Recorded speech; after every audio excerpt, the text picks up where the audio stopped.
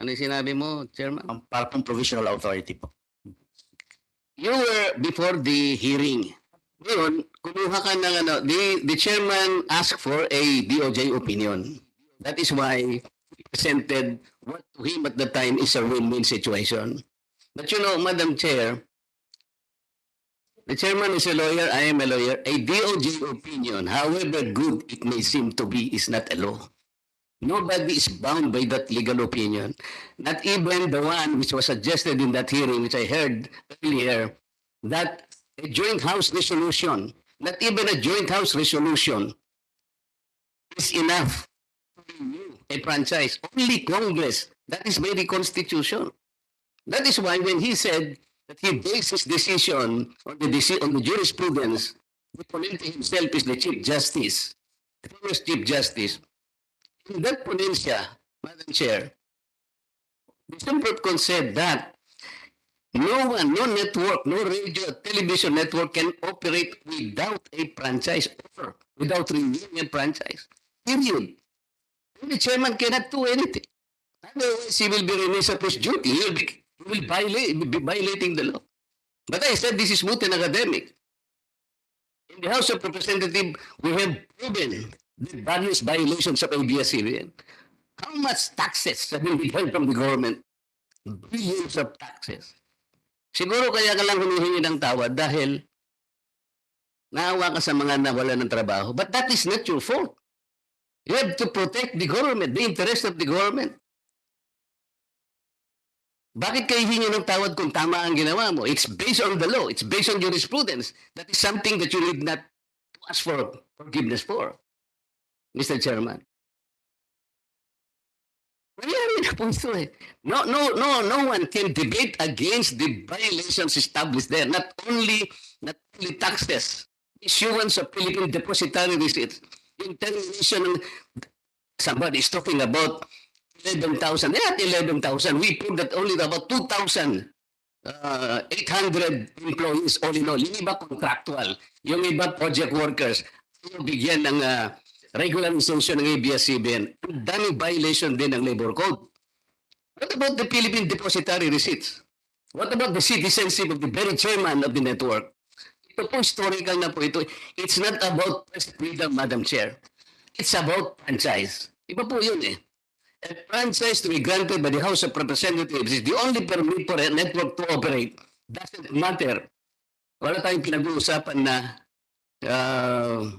freedom of speech there. The freedom of speech is not the subject matter in that, Madam Chair. Kaya tinatanong ko lang with all due respect to the Senator, we should not belabor this case. Salamat po. Salamat po, Madam Chair, at salamat, dear colleague. To reiterate, I am not belaboring. I am raising questions and receiving answers sa mga issues na unresolved. It is not moot and academic. Kasi ito po, sa aking hamak na opinyon lamang, ay isang continuing injustice. Hindi po siya naging win-win situation. Kung win-win lamang po, hindi na po ito kailangang itanong pa. No one can debate.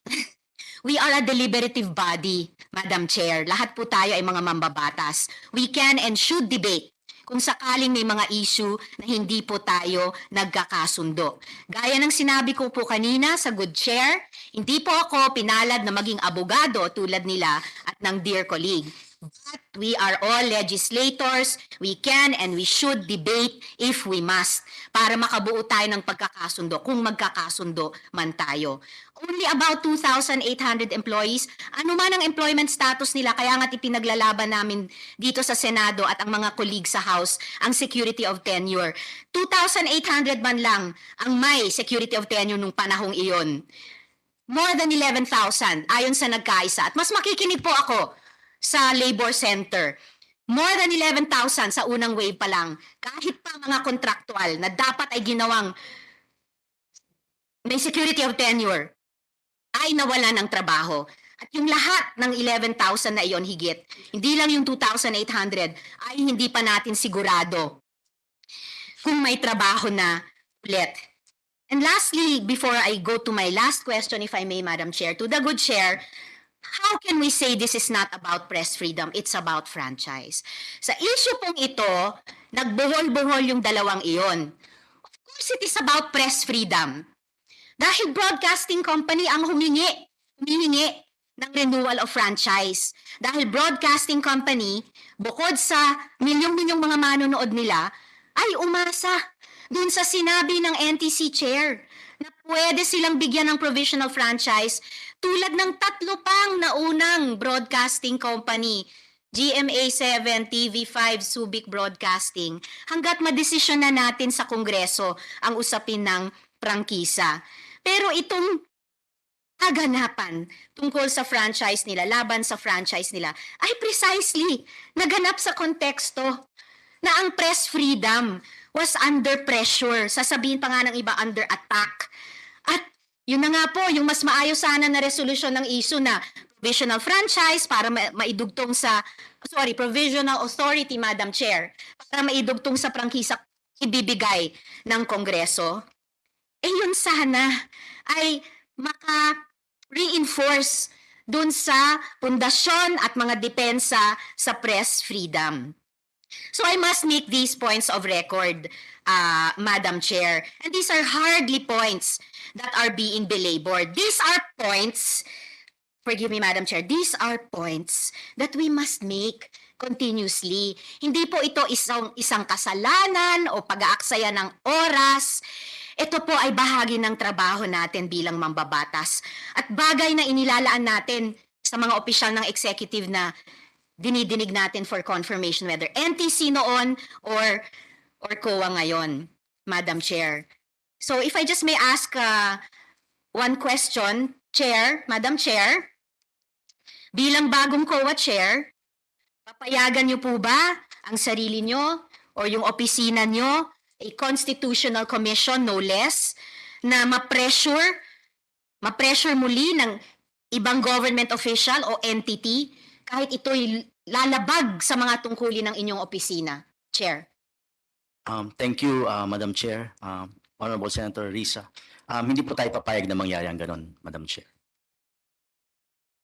Mabuti po at maraming salamat, Chair, Madam Chair. I apologize, Madam Chair, and to all the colleagues for